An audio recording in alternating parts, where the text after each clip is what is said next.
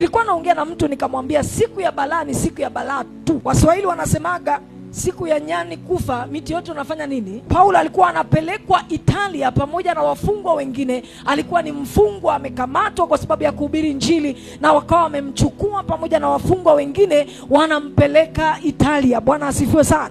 Na wakati wakiwa kwenye ile safari wakakutana na kashikashi, wakakutana na dhoruba, wakakutana na mambo magumu, wakakutana na upepo, na wakati fulani ikawabidi hata kuchukua mizigo na kuitupa baharini, kwa sababu dhoruba ile ilivyokuwa kali, ile mizigo ilikuwa inasababisha meli inakuwa kama inazama. Bwana asifiwe sana. Ninaamini hata wewe kuna watu imebidi uwatupe 2025. Kuna watu imebidi udelete namba zao za simu. Kuna watu walikuwa kwenye maisha yako kama parasite.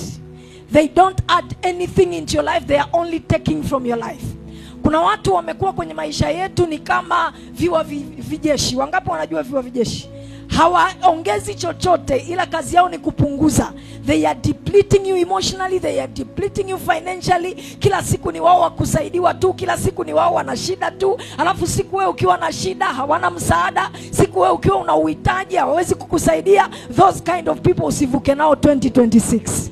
Bwana Yesu asifiwe. Usivuke kwenda kwenye mwaka mpya na watu ambao ni viwa vijeshi.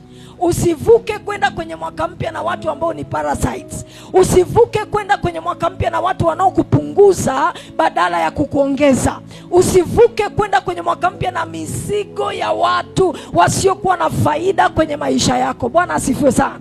Kuna watu maisha yenu yanawaka moto kwa sababu kuna mtu around you ameshika kiberiti. Na huyo mtu anaweza kuwa ni rafiki yako ambaye unamwambia siri zako zote. Huyo mtu anaweza kuwa mtu wako wa karibu ambaye unamwamini, na amekuwa ni sababu ya maisha yako kuwa na matatizo yasiyoishi. Usivuke kwenda kwenye mwaka mpya na mizigo ya watu wasiokuwa na faida kwenye maisha yako. Bwana asifiwe sana.